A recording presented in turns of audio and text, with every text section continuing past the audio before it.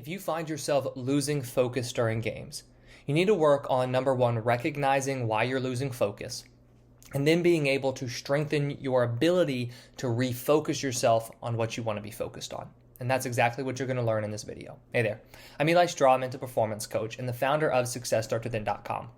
Now, whenever we're talking about focus, in terms of focusing during a practice or focusing during a game, it's very important to realize that you're always focused on something, meaning your focus is directly tied to what you're thinking about, right? Whatever you're thinking about is probably going to be what you're focused on.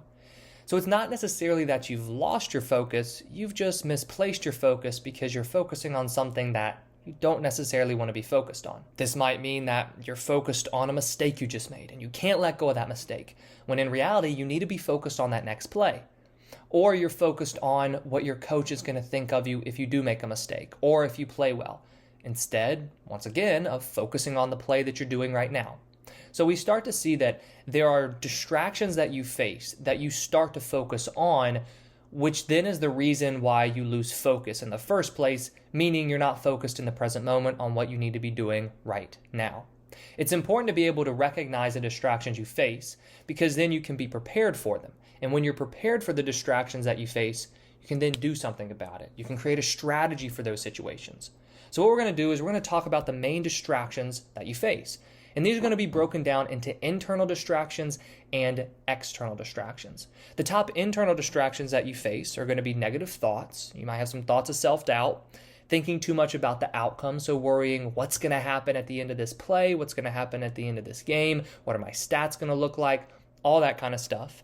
Worrying about a past mistake. So if you just made a mistake in the game, you might start worrying about that, or you might worry about a mistake you made last game or even some mistakes you made during practice. Then you might worry about what your coach, teammates, or parents or anyone else is thinking about you. You might feel overly confident, assuming that it's going to be an easy win. This is an interesting one because in some athletes I've worked with, they play worse when they feel like it's going to be an easy win because they're not as focused, they're not giving as much intent as they need to give to what they're doing because they're kind of like, it's going to be an easy win. I don't need to try as hard today. And then the last internal distraction is going to be thinking too much about the score. So, if you start to lose or if you start to win, that can distract you as well. Do any of those internal distractions sound like anything you've dealt with recently? If so, then you need to start working on handling those internal distractions, which we're going to talk about in a second. Now, the next form of distractions are going to be external distractions, and these have to do with the external environment. The first one is poor weather conditions, then a bad playing surface, outside noise, so maybe noise from the crowd, noise from the arena, noise from just your surroundings, whatever that may be. Poor officiating or bad calls, that's a huge distraction because if there's a bad call, not only are you going to be distracted for the next play, but you might carry that with you moving forward in the game. A coach who yells a lot, so if you have a coach who's yelling, that might distract you. Rude or obnoxious fans, loudmouth opponents, so opponents who are trash talking and getting in your head, and then frustrated teammates. If your teammates are pissed off because they just made a mistake, that can distract you because you're worrying too much about their emotions instead of worrying about what you need to be focused on. So with both of these internal and external distractions, what you need to do is you need to be able to recognize, which of these are the main distractions you face, and then you want to come up with a strategy for those moments. And not only do you want to be able to come up with a strategy, but you need to be able to recognize in the moment when you are becoming distracted. And that's a very important piece to this. Because we can talk about the external distractions you face. We can talk about the internal distractions you face. You can think about it after the game. But if you aren't able to recognize during a game that you have lost your focus, that you've become distracted, you're thinking about this external distraction or your own thoughts are really distracting you right now, then you're not going to be able to apply a strategy and do anything about it.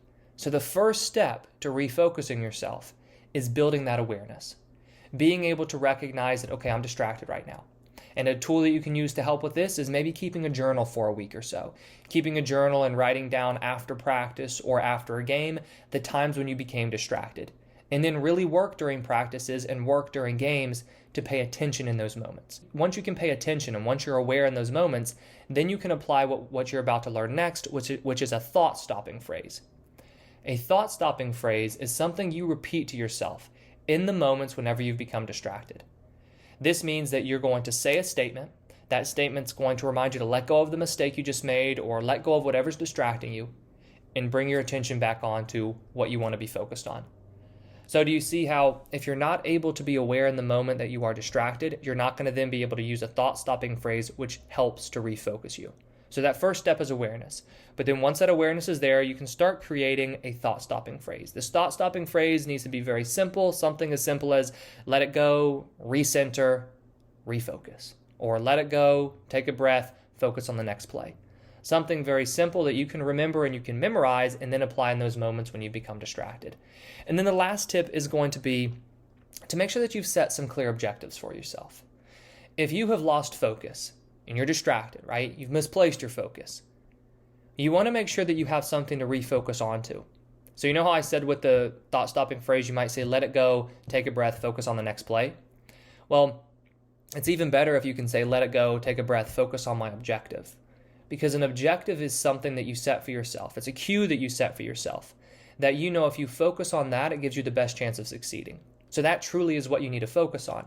And by setting an objective for yourself, this is more of a concrete thing that you can focus on. It makes it a lot easier than just saying, hey, I want to focus in the present moment. That's great, but how do you actually do that? But if you say, okay, I'm going to focus on watching the ball all the way into my hands. Or, okay, this next play, I'm going to focus really hard on the mitt. That kind of concrete thing to focus on is really going to help you recenter your attention whenever you've become distracted. So if you are losing focus during a game, remember, you have those internal distractions and then you have external distractions.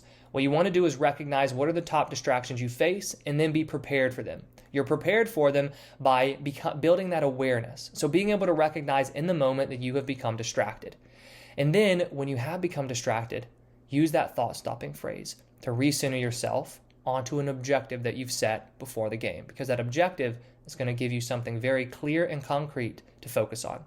If you have any questions about this video, please feel free to leave them in the comments below. If you're interested in one-on-one mental performance coaching, I've put a link to that in the description below, so you can go ahead and click on that to learn more. Thank you for watching, and I wish you the best of success in all that you do.